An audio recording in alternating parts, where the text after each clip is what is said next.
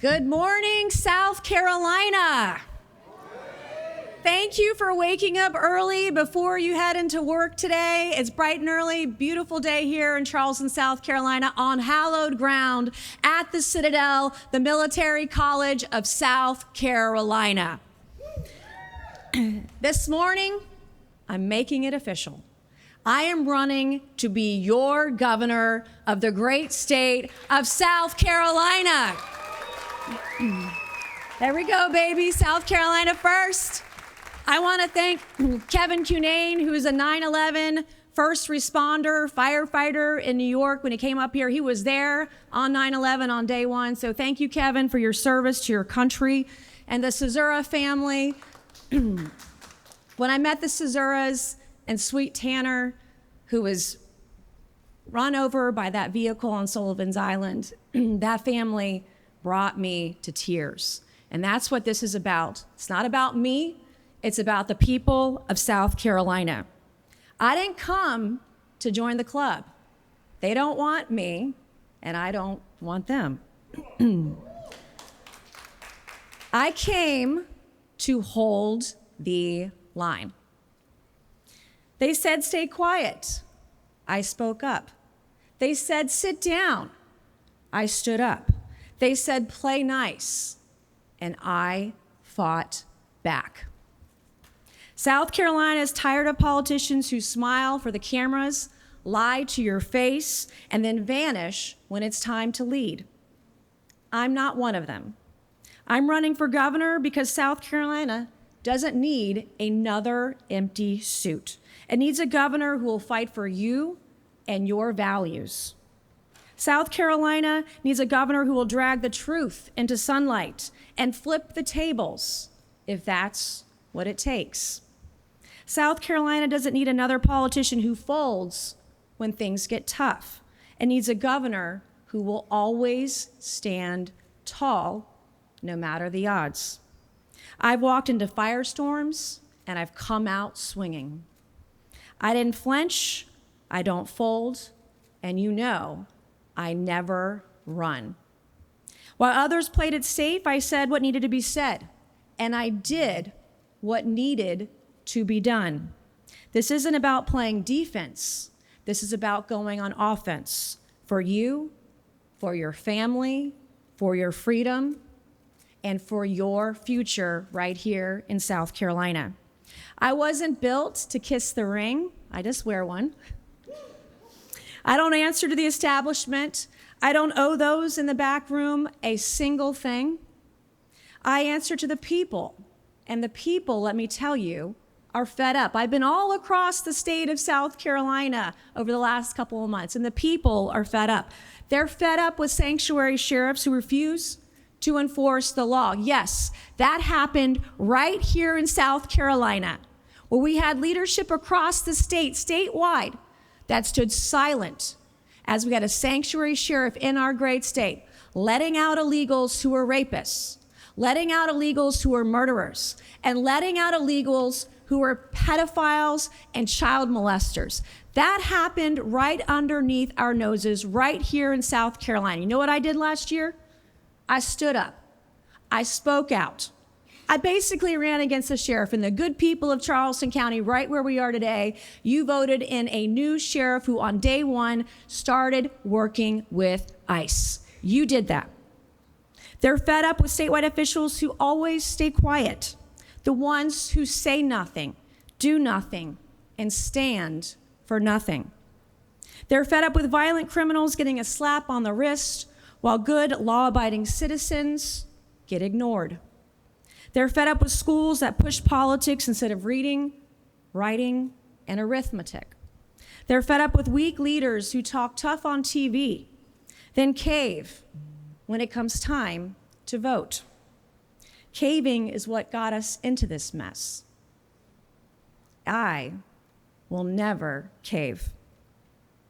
I came to draw the line today and hold it.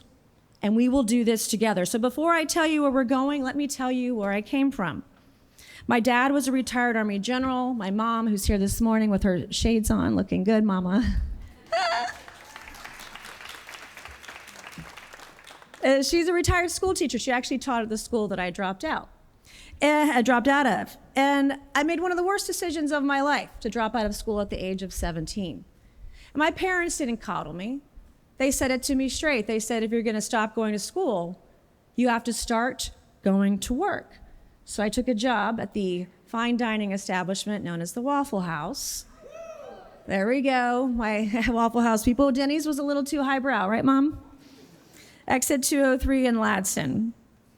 My first job, I learned how to work hard. And while Waffle House was an important part of my journey, it would not be my destination. So I went from making waffles to making history right here where we are standing on hollowed ground this morning, the Citadel, the Military College of South Carolina, because 26 years ago, this summer, this high school dropout became the first woman ever to graduate from the Citadel Corps of Cadets right here in South Carolina. A college where we don't burn American flags, we salute them. And right here on this hallowed ground, I guess almost 30 years ago, 29 years ago, I came storming into the gate, the main gate of the Citadel, probably shaking, nervous. I asked my father to help me drop my goods off in my dorm in the barracks, number 2 barracks, Paget Thomas Barracks, and he said no. I had to do it on my own. I remember my parents, my mom, my dad, dropped me off at the barracks here at the Citadel. I asked for a hug. My dad shook my hand. And he said, don't call home if you want to quit. Just put on your shoes and start walking. And I didn't quit because I had something to prove to myself, because when everyone said, no, Nancy, you can't do that. No, Nancy, you will never make it. No, Nancy, you don't have the ability to be successful. No, Nancy, you won't win. I said, watch me. And I learned about having courage. I learned about having discipline.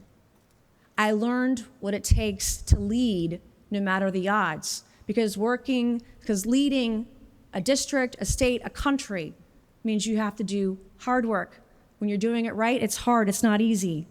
And I learned right here at the Citadel how to hold the line, no matter the odds. And now I'm ready to hold the line for something bigger. And that means putting South Carolinians first. That means putting your families first, putting our workers first, putting our laws first, and our values first. Something that's been ignored for decades here in the great state of South Carolina. Not the illegals who are flooding our state. We have Sinaloa cartel here. We have MS-13. We have Tren de Agua. They are all here. And we will work with ICE better than ever to ensure that anyone who was here illegally gets deported immediately. We will work with ICE in every respect. If we need housing for ICE, we have it. If we need to have boots on the ground to help ICE, we will do it. We will do everything in our power. And we will not let another sanctuary sheriff dictate who gets to stay here when they're here illegally. We will not allow another sanctuary sheriff to let out rapists, murderers, and illegals who are here, who are child molesters, out onto the streets of South Carolina. Not on my watch. Now,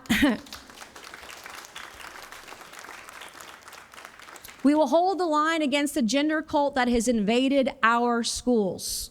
And we've seen it. Just a few months ago, I noted how Clemson University had 15 genders on a form.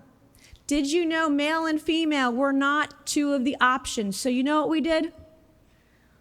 We made a statement about it. And you know what Clemson did 3 hours later? They took the form down. And I'm not even governor yet. So imagine what we can do from the capital of Columbia when we are governor. We're going to hold the line against the elites who are clinging to power. We're not going to support the lawbreakers. We're not going to support the brainwashers, not the back room. South Carolina belongs to you, her people. I will hold the line on taxes by giving the state a plan to cut taxes down to 0% over the next 5 years, and we'll get to that in a minute. Because the fastest way to kill your freedom is to tax it. I will hold the line on illegal immigration by defunding officials who defy the law and promote sanctuary policies. Former Sanctuary Sheriff Kristen Graziano, this one's for you. Any sheriff won't enforce the law, you will not get a dime. I will hold the line on jobs by punishing businesses that hire illegal labor instead of real hardworking South Carolinians. If you cheat the system, you're going to pay the price. If you're a solicitor and you aren't prosecuting crime, I want you to listen up because I am coming for you. The days of letting criminals walk the streets of South Carolina, not being charged, not being indicted, not being prosecuted, the days of treating victims like criminals and criminals like victims are over.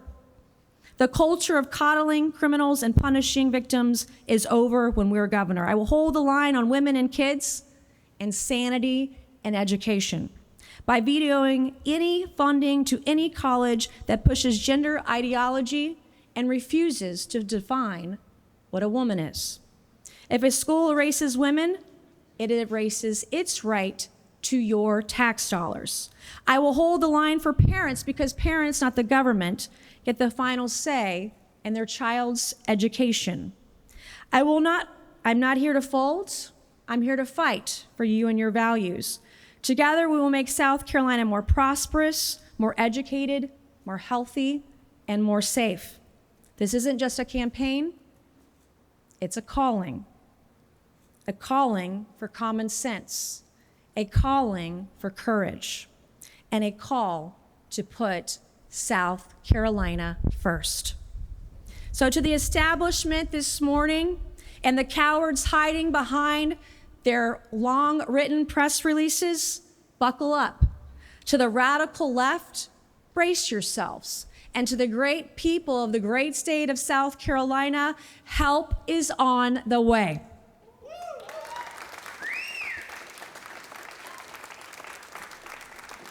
You and me, this is where our mission begins. God is not done with South Carolina, and neither am I. I'm Nancy Mace. I'm running for governor of South Carolina. I will hold the line. I will fight for you, and I will always put South Carolina first. Thank you. Okay. I'm going to unveil some policies in the coming weeks and months ahead. I'm going to roll out the path to prosperity for South Carolina. When I am done with this presentation on some initial policy proposals as governor of South Carolina, we will do a photo line up front. So just a few more minutes, and we will do that patiently. So thank you for your patience. So this morning, I want to unveil South Carolina's path to prosperity. Number one, you all know firsthand that we pay the highest state income tax in the Southeast. Every year, your state legislature says, oh, we're going to cut 1/10 of a point, 2/10 of a point. We're still at 6% or higher in the state income tax.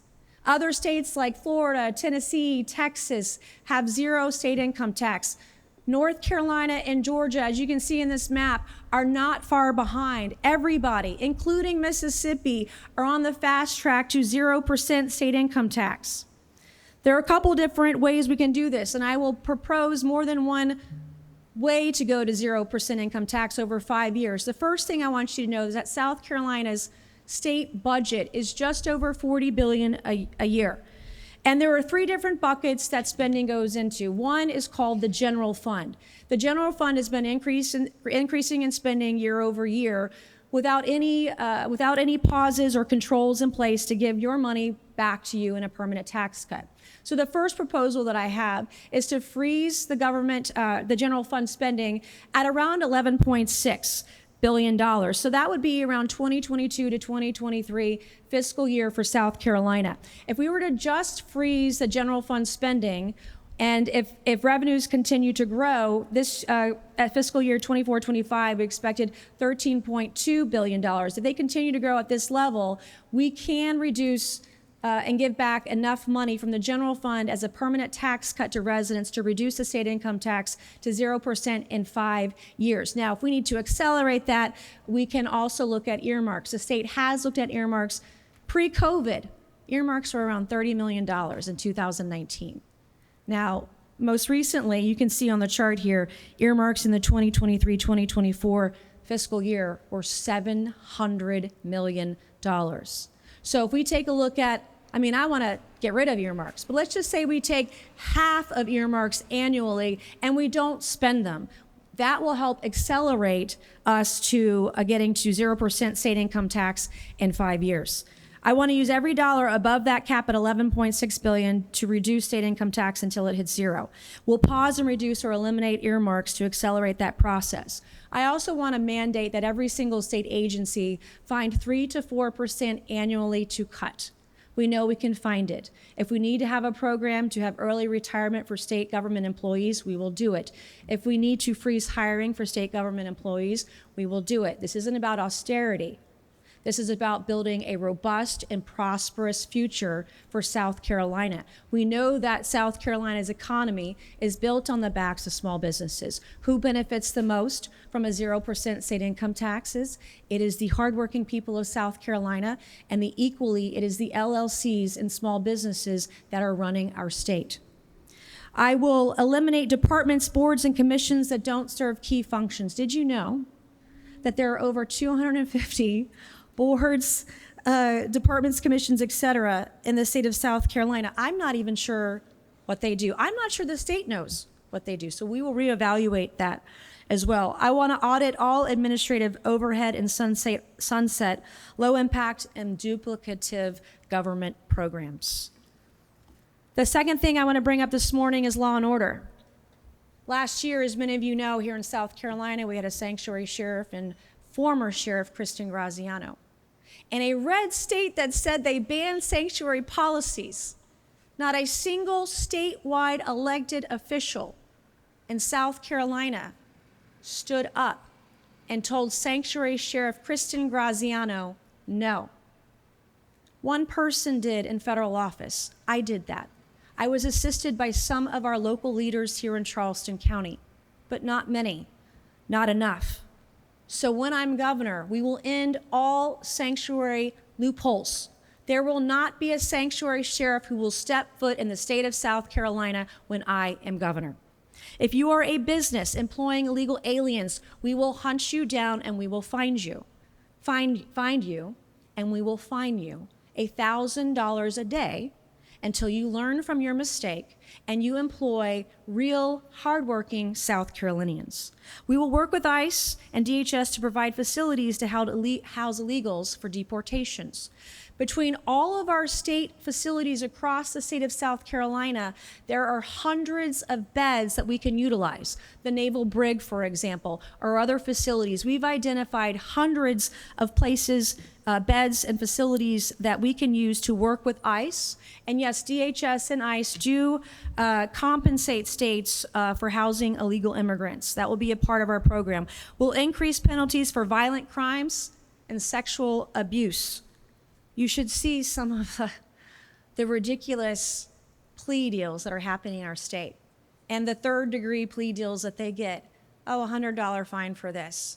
And not prosecuting pedophiles. We will increase penalties for violent crimes and sexual abuse. We will expand our statewide statistics, our annual report that is provided to the state of South Carolina via SLED and other agencies. Right now, they only have the ability to tell you how many arrests they're making in every county.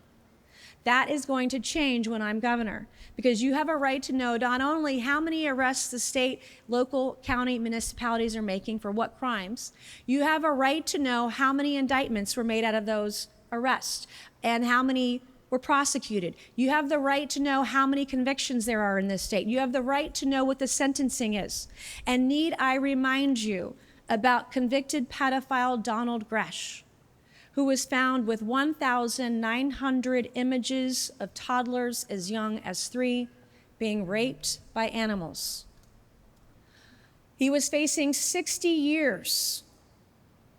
And your Attorney General, Alan Wilson, pled down to 1 indictment. He was facing 60 years. They negotiated Donald Gresh. The AG negotiated Donald Gresh's sentencing in 15 minutes. And you know how many days he served in jail? He served 1 day in jail. So the days of pedophiles serving 1 day in jail are over. If you are an AG or a solicitor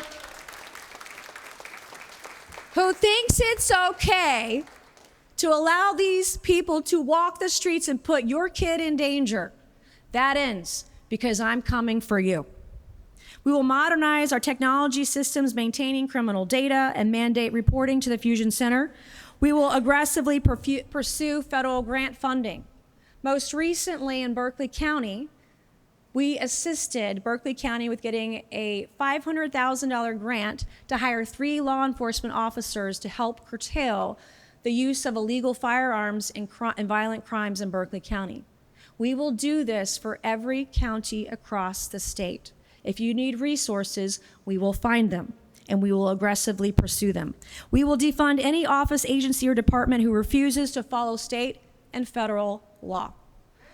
The days of rogue judges, rogue solicitors, rogue prosecutors, and rogue attorney generals are over. We will create a mechanism to remove all of the rogue AGs, solicitors, and judges and sheriffs who don't follow the letter of the law. And we will clean up our streets by enacting and enforcing aggressive vagrancy laws. On education, as you all know, I am a high school dropout in South Carolina. This is an issue that is near and dear to my heart. Not much has changed in the last 30 years. I see stemming the tide of our failing education. There are 2 things that I believe that we can do immediately. Now, yes, I support expanding school choice. I've supported the state of South Carolina in that. But there are 2 things we can immediately do on day 1. Number 1, if we need to focus on literacy. So if a child cannot read or write in the 3rd grade, they don't go on to 4th grade. Now, we have some policies in place for this now, but it's not mandatory.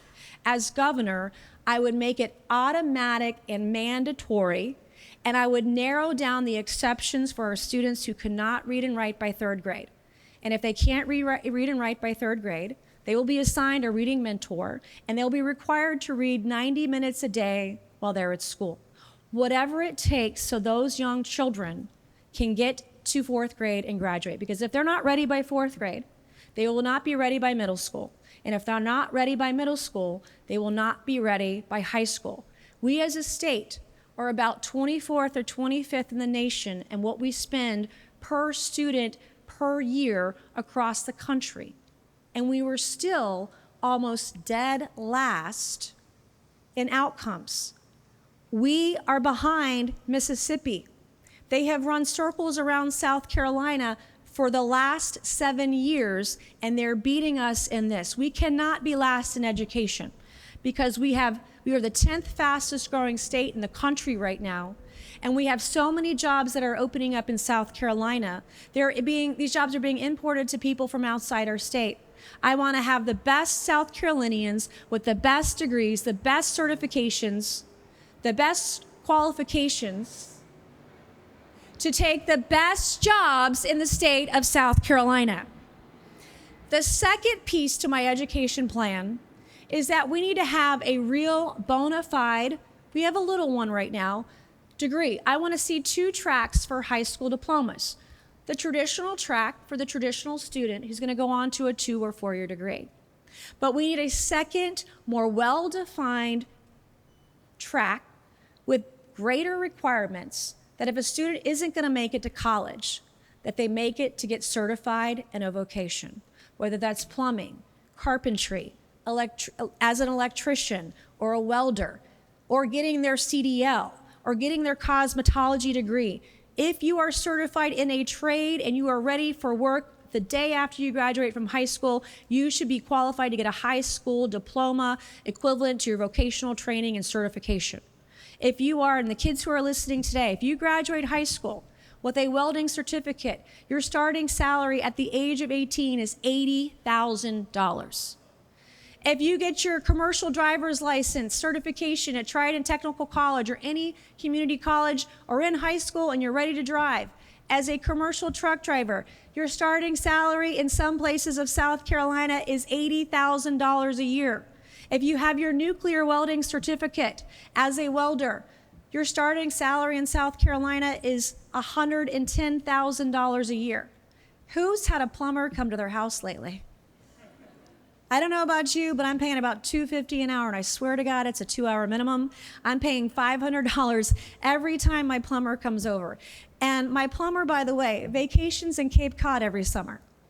So I missed out on that gig, but they are making money hand over fist. The same thing with electricians. We don't have enough people for these jobs from South Carolina. I want our kids and our students certified for those jobs when they graduate. We're going to ban child porn in libraries. You should see some of the books I have seen recently. We're going to expand adult education as well. We are going to ban pronouns in the classroom. I don't want to see any glitter parties. I want kids coming home with A's and B's, not they and them. We're going to have tech-free school zones. I want to protect teacher wages. And let me be very clear, no state dollars to any K through 12 school, college, or university that teaches there are more than 2 genders. We will not fund any schools that allow biological men in women's bathrooms or locker rooms that allow men to compete in women's sports or schools that push gender ideology. Let me tell you today, as governor, you will be cut off. And when it comes to women and children, I want to increase fines and sentences for violent crimes and sexual abuse. We're going to prosecute all crimes, but especially those against children. Donald Gresh is not the only case of a convicted pedophile let off for 1 day in jail. I want to ensure that SLED and all of our men and women in blue have the resources, staffing, and technology to process rape kits and do for all their forensic lab work without delay. We're going to stop treating victims like criminals and criminals like victims. We will follow federal guidelines for trauma-informed investigations and treat victims with dignity and respect. I want to review and audit South Carolina's child welfare system and build out a strategic plan with measurable outcomes. No child left behind. And I will sign a bathroom bill into law because mentally ill men don't belong in women's spaces. I recently, in the National Defense Authorization Act, got passed an amendment that would make child rapists in the UCMJ, Uniform Code of Military Justice, would give the death penalty for child rapists. That is something else I support. The last 2 I want to talk about are infrastructure and energy. As you know, our roads are crumbling. I want to audit SCDOT spending. I want to aggressively pursue federal grant applications for infrastructure. What the media won't tell you, they want to write articles about my memes and my pajamas, but they won't tell you I'm actually in the top 1.59% of members of Congress who write policy and legislation. Wouldn't you know that I write 2 to 3 bills a week in Congress, but the mainstream media, the fake news on the stage behind you won't tell you that. They also won't tell you we have probably gotten more grant funding than anybody else in the state of South Carolina. Recently, we helped assist get the largest infrastructure grant in South Carolina history. That was $195 million for Long Point Road. We recently helped Dorchester County get funding to the tune of $24 million. And in Beaufort County, we helped the airport get over $20 million in grant funding. The list goes on and on and on. Authorizations, appropriations, whether it's for veterans or citizens, we've done it all. We want to expedite permitting reform and increase communications with the Army Corps of Engineers. Something I have learned is it's not just our ideas, but we're not shovel ready. We're not shovel ready because of the roadblocks in permitting, and I want to be sure that we have the Army Corps of Engineers on speed dial. What the mainstream media will not tell you is that when people have called me asking for help, whether it was for a bridge, whether it was for dredging in Berkeley County, if they needed help, wouldn't you know that day we called the Army Corps of Engineers and we got those permits expedited within 24 hours. We will do that as governor, and we will do it for every county in the state. When it comes to energy, we have an energy crisis on our hands. And a few weeks ago, our state actually had to shut down a few facilities to keep up with the energy across the state. We need to reduce our energy costs through efficient infrastructure. We're going to get creative using dynamic line rating, distributed energy resources, consumer choice. We have to avoid the costly failures of the past. VC Summer cost the state $9 billion for a nuclear facility, and we have nothing to show for it. I will have an all-of-the-above approach. I would like to take advantage of all of President Trump's EPA reforms. There was a recent ruling with the EPA that the press, of course, didn't report on, that I also assisted with, clarifying that the EPA will allow 50 hours a year at maximum capacity for any facility to generate energy with their backup generators. It's called Rice NESHAP, to sell that energy back onto the grid. Any facility in South Carolina, I want to work to ensure that you understand what the Rice NESHAP policy is. You can generate energy with your backup generators, sell it back to the grid, whether it's the airport, whether it's data centers or other facilities who have that backup generator energy. We're going to make sure you're able to sell it back to the grid and provide energy for our state. We'll streamline regulations and avoid radical environmental mandates and collaborate with the PSC to meet our growing energy demand. We're going to accelerate and support the acceleration of infrastructure development, pipelines, LNG, transmission, to leverage South Carolina's resources, attract talent, and draw power-intensive industries like AI data centers and advanced manufacturing. In the coming weeks and months ahead, we'll be rolling these policies out, white papers, etc. I wrote these ideas myself. I've talked to policy experts. There is no bad idea. And if you have an idea, we want to hear from you. So please tell us at nancymace.org. We're here today if you want to buy swag. We've got Peter checking people out at the end of the day. I will now ask my staff to create a line over here so we can do some photos before it really starts raining. I love you. I appreciate you. We need all the help we can get. God bless you, and God bless the great state of South Carolina.